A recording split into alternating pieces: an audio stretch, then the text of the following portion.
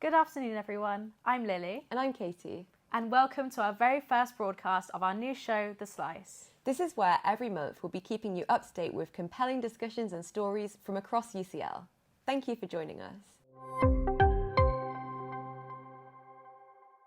Coming up on today's programme, we explore upcoming drama shows at UCL, artificial intelligence and its impact on our education, and the gender split at UCL's Rare FM and EMS societies. We'd recommend checking out the UCL website, which displays a whole host of events and exhibitions that are commencing Black History Month.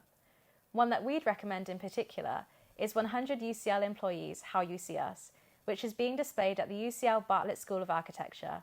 It's open throughout November and the beginning of December, and is open from 9 a.m. until 9 p.m. Stories in the news are constantly reminding us that the struggles of the past are sadly not yet a thing of the past.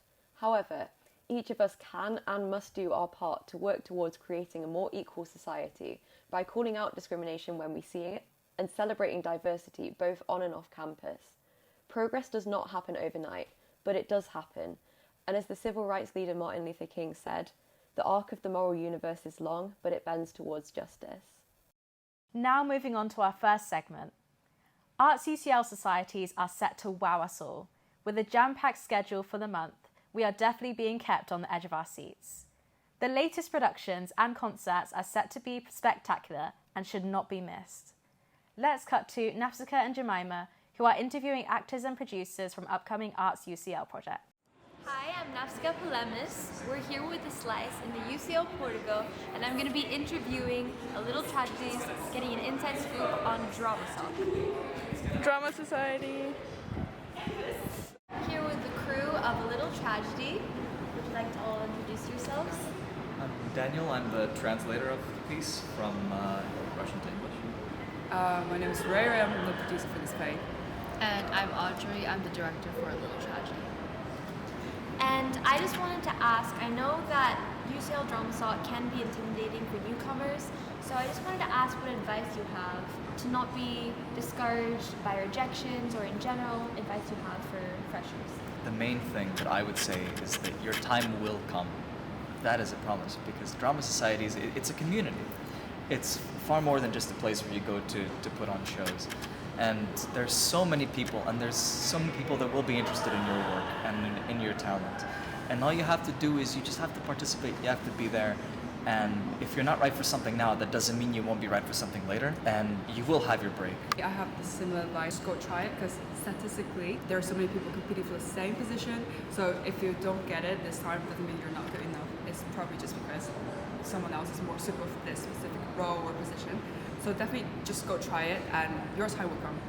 This is for like actors specifically. I know that especially for this year, we have a lot of people competing for the same roles, but then sometimes it's not really a matter of whether you're a good or a bad actor, because everyone's amazing and there's so much talent in like our society alone.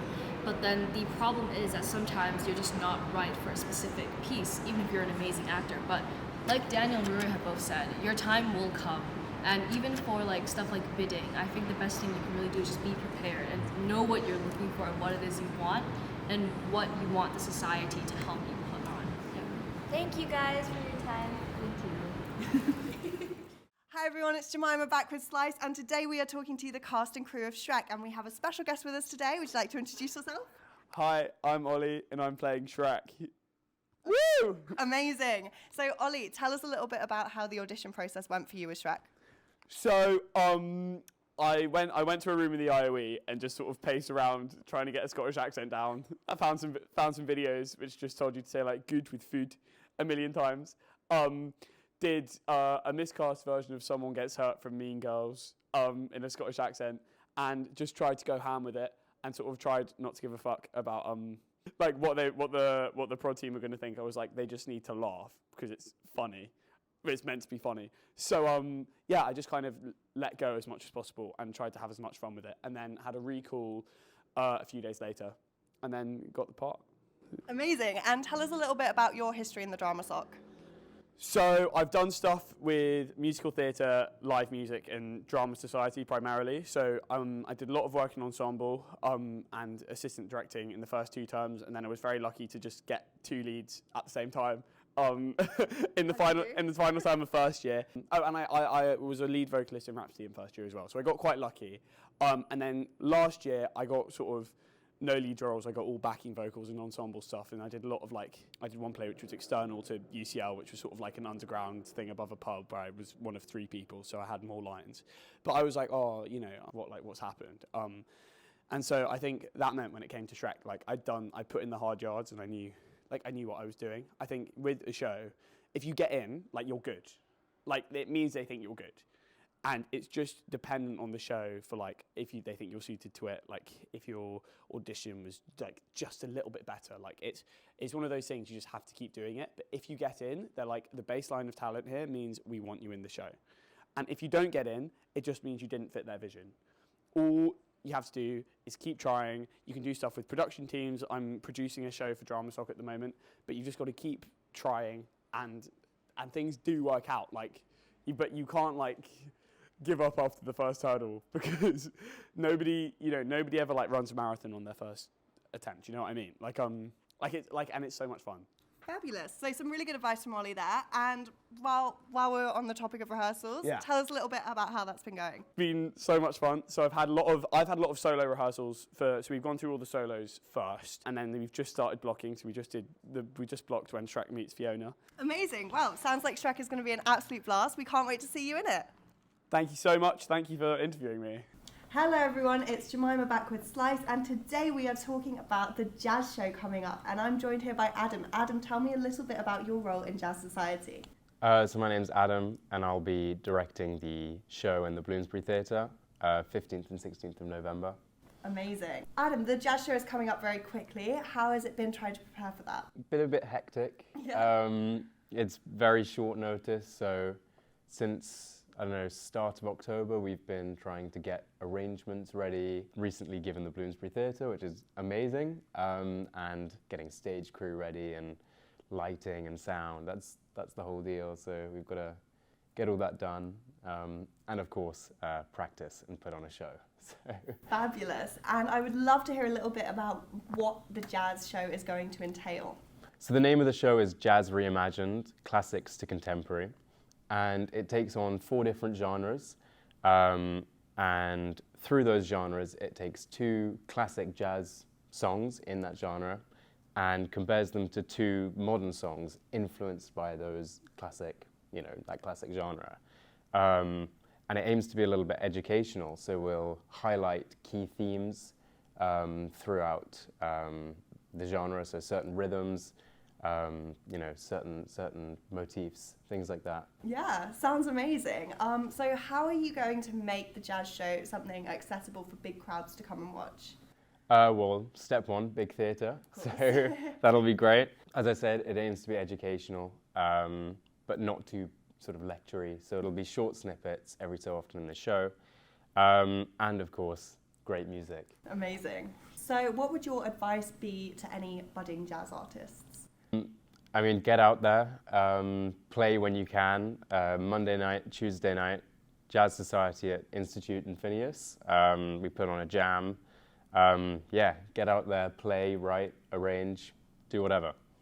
Sounds amazing. Well, I can't wait to see the jazz show and how it all comes together. Thank you so much for talking to us today.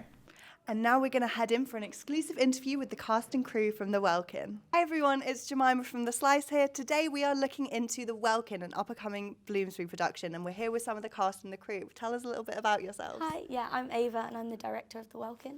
Hi, I'm Alex, I'm one of the assistant directors on The Welkin. So Ava, I hear that you have a history in art societies, so tell me a little bit about that and how you got to your role as a director. So I started out with Drama Society being the workshops and events coordinator person. So throughout first 2 years of uni, I was setting up those workshops. And then I assistant directed on the Edinburgh Fringe show, which just happened. And that's where I met Alex. Yep. Yeah, and you were part of the cast. Yeah, and then just wanted to bid a show. I've done kind of assistant directing outside of uni, but wanted to direct my first show, so then bid. Fabulous. Yeah. And Alex, was it a similar experience for you? So I did, my first show was a couple of years ago, did Midsummer Night's Dream. Nice. And then directed for the first time last year. and yeah, did Fringe together, and then onto this. Amazing. So, with the bidding for Welkin, it's obviously a very political play. How did that affect the bidding process for the both of you? Yeah, so and honestly, like I took it as a bit of a risk. I know that like a lot of shows kind of put on at the Blooms were a little bit more kind of satirical, a bit more funny, a bit lighter. The Welkin is a very heavy play, but I thought it's a chance for kind of 14 lead female parts to be on stage all at once. Amazing. And I thought that would be so interesting and exciting. And there's so much talent in like UCL drama with kind of amazing female presenting actors. And yeah, I just kind of took it as a bit of a risk. It was a play that I would just love to direct, that I thought just go for it, see what happens. Absolutely, Yeah. Fabulous. And what would your advice to be to budding female or any kind of actors? Oh my gosh. Just like don't be scared, I guess. Like just go for it. Like I honestly didn't think I'd get the Welkin at all. I thought there would be other plays that would get it, but I was really passionate about it, and like I think that passion can kind of like shine through, I guess. Yeah. Fabulous. Yeah. All right, now we are joined by a couple of the cast from the Welkin. Would you like to tell us a little bit about yourselves? Sure. Hello, my name is Liberty. I play a character called Elizabeth in the Welkin. I'm Avesta, and I play Sally Poppy, who is also a character in the Welkin. Tell me a little bit about your history in Drama Sock. Have you performed in any plays before? I was very much like an eager beaver. So before even acting, I produced a small show. It was something that I'd never done before. I literally didn't even know the person that I was producing for. I just saw it in the group chat and I thought I'd give it a go. So I did that, and then I did like small shows, and then I did a Bloom show last year, and now we're here. Amazing. And for you? I found Drama Society, I was quite shy in the first year. So in my third term, I assistant directed a small show, which is a really great way to get started, I think, with small shows. And then in my second year, I was also in a Bloom show, I was in the ensemble. That's where we met. That's where we met. And now we're in another Bloom show together. Really cool. Yeah. So we've touched on it a little bit, but sometimes the arts can feel like a little bit of an exclusive thing to get into. What would your advice be to someone who's struggling to get into it? So yeah, I think definitely get involved in small shows, get involved in anything that interests you, even stuff that you haven't done before. There are so many roles that are open and available. There can be many assistant directors on a show or many assistant producers, so just get stuck in. Because everyone had to do it for the first time at some point. Exactly. I think you shouldn't just like dip your toe in the water. I think you should fully just go for it, because you're going to lose nothing. No one and I think auditioning for me is something I found really, really scary. But it's like you just have to get in the mindset of, okay, I'm going to do it, I'm going to try, and then like whatever happens, happens. So I think it's literally just taking the first step, stepping in, go to an audition or an interview for like a production role, and then just see how it goes. I think it'll be fine. Fabulous. Some really good advice there from the cast and crew of the Welkin. I don't know about you guys, but I'm really looking forward to seeing this show. Thank you so much to Nafsika and Jemima and everyone else interviewed for that piece. Now, for a change of pace, artificial intelligence. Some people are concerned it will take over the world, whilst others are more concerned about it taking over their studies, and the press seems convinced that it's making students dumber. From creative arts to medicine, AI is rapidly redefining what's possible. To find out the truth, we spoke to 3 UCL academics, and did you know that UCL has a Centre for Artificial Intelligence? Well, we went there too. Now let's hand over to Lucy to find out more. It's never been easy to be a student. If we're not degenerate hippies, then we're pretentious vegan snowflakes. But today, a different kind of accusation is being levelled at students. That we're stupid. From headlines about elite college students who can't even read a whole book, to the fact that over half of UK students have admitted to using ChatGPT in their essays, we have to face the question, are students getting dumber? And if so, what's causing it? We spoke to some students at UCL to get their opinions. Do you guys think students are getting dumber? Yes, a little bit maybe. I am, definitely, yeah. Yes. Yeah. Yeah, I think so, yeah. Why?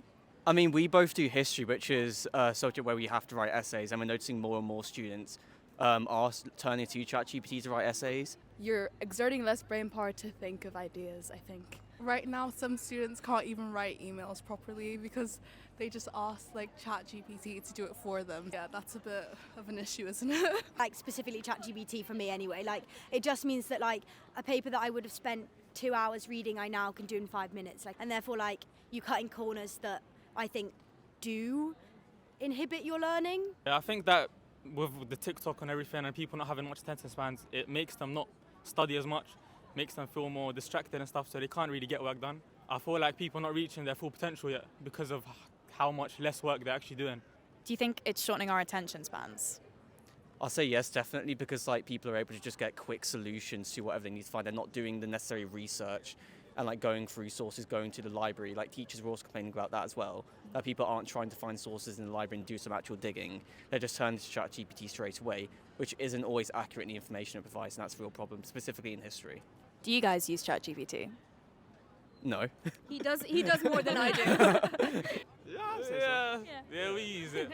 On the UCL terms and condition base. Yeah, nothing breaking UCL terms and conditions.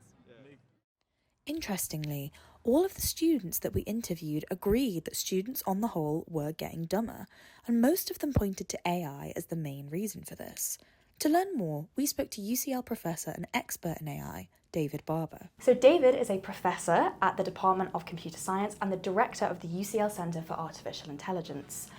So David, tell us about your role at the AI Centre and what the centre's kind of responsible for. It's essentially what we do is we want to create algorithms. I would say that's the main output of the centre, right? So if you think about AI, maybe some people might think, oh, it's all kind of done, right? You know, it's all like everything that could have been discovered has already been done, and we're just applying these methods to various areas. But actually, from my perspective, that's not the case, and we're very much still in the early stages of AI. You know, we're still creating new algorithms, we're still finding interesting problems to solve. So the foundational algorithmic creation, I would say that's really primarily what we're doing here at the AI Centre. So much has been said recently about the use of AI at the universities. Why do you think students are using AI? I mean, there's been reports of that over half of university students use things like ChatGPT in their essays. That number's even higher when you look at secondary education. Why do you think it's being so used at universities by students now? I don't know. I mean, I suspect a lot of it comes from people who are not native English speakers. I think that's obviously a big help. And we have a lot of native speakers in the student population, both at master's level and the undergraduate level as well. So I suspect that's a big driver. I've spoken to some students who, I think they like it from the organizational perspective. I think it's very good at sort of summarizing a lot of the information they get. Maybe they're overwhelmed by the volume of stuff that they have to do.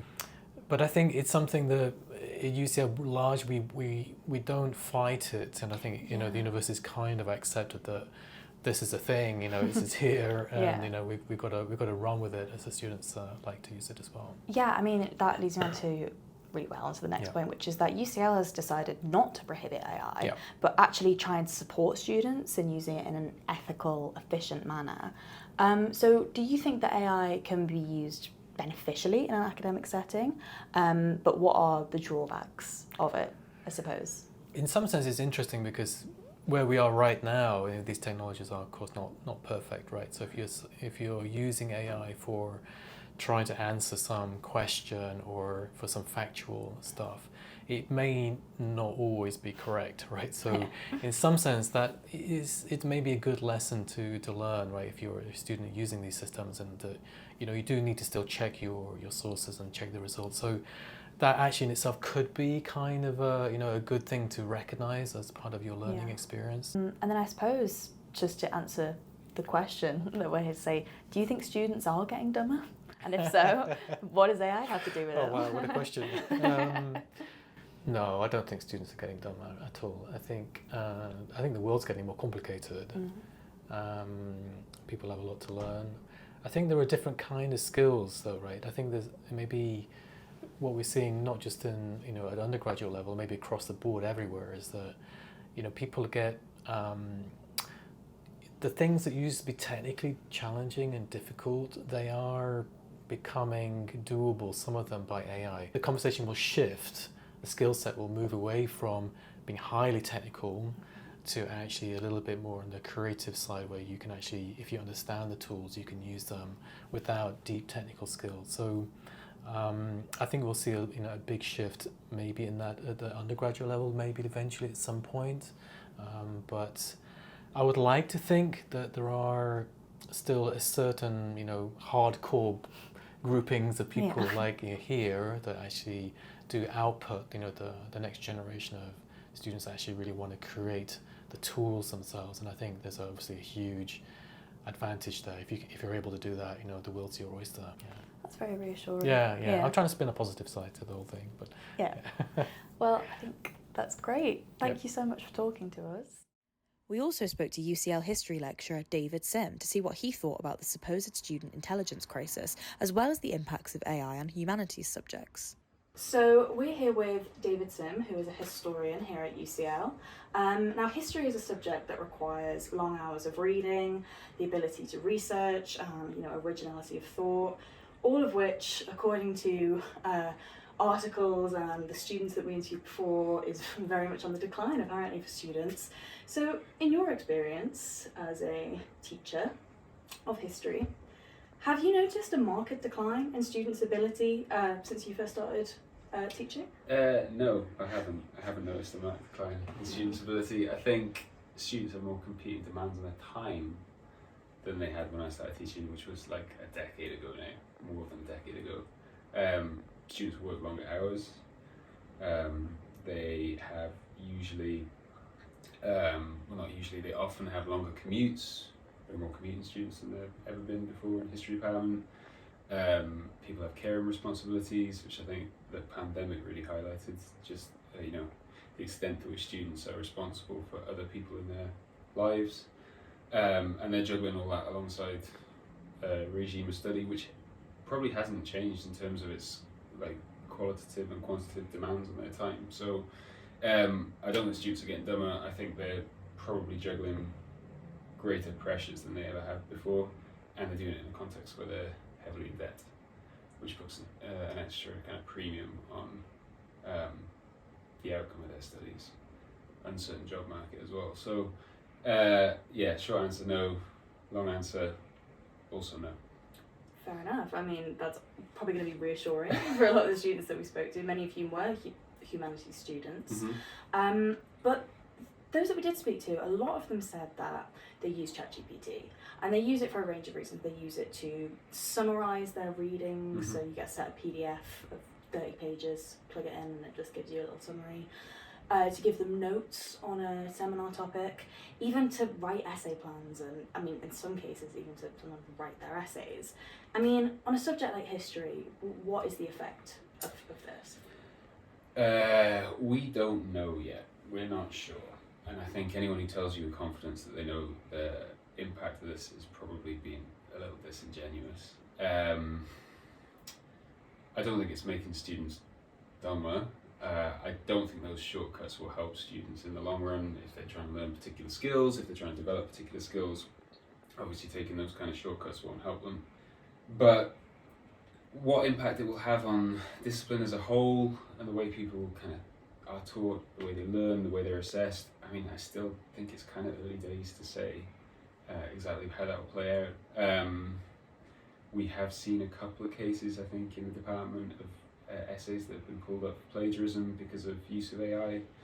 I'm sure there are many more that we've missed. I think most students most of the time don't do that in order to kind of beat the system or to cheat or whatever it might be. I think most students most of the time do genuinely want to learn and would avoid that kind of thing. You are a historian. You've studied human, I don't know, evolution, but the story of humanity. Yeah. Do you think we're all just getting dumber? Do you think over time, the last couple of years, decades or so? No. No? Not really, no. I think humans are probably precisely as stupid as they've ever been. Brilliant. Well, that is a very assuring answer from Dr. Davidson. Thank you so much. You're welcome. So there you have it. Although it might feel like we're getting dumber, maybe because we keep getting told that we are, in reality, that might not be the case. accusations towards younger generations have been the norm for pretty much all of recent human history. More people than ever before are attending university, making generalisations about students all the more irrelevant. And while it might feel like we're all succumbing to brain rot, for now, we might be able to cut ourselves just a little bit of slack. Thanks for watching. Thank you, Lucy, for that segment, and the academics who shared their insight. Now, they say that video killed the radio star, but in this next segment, we investigate whether the male dominance of Rare FM and the Electronic Music Society are killing opportunities for female and non-binary DJs. We went and spoke to members of the Rare FM and EMS Society at their event and tried to figure out what's really going on. Over to Isha.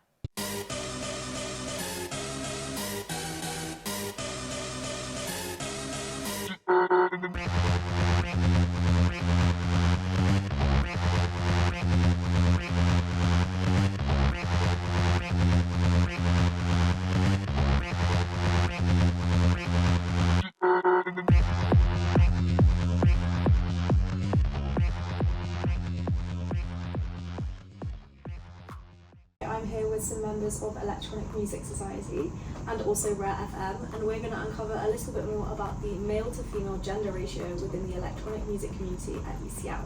So guys, would you like to start by introducing yourselves and your role at Electronic Music Society or Rare FM? So hi, my name is Arabella. I'm in both EMS and Rare FM. I've been members since I was in first year, but I'm in my final year now. But I just did my first gig at Corsica with Setup actually back to back a week ago, I want to say. I started mixing earlier this year and yeah, had so much fun so far. Great. I'm Setup, same as Arabella. I have been in both committees for a while.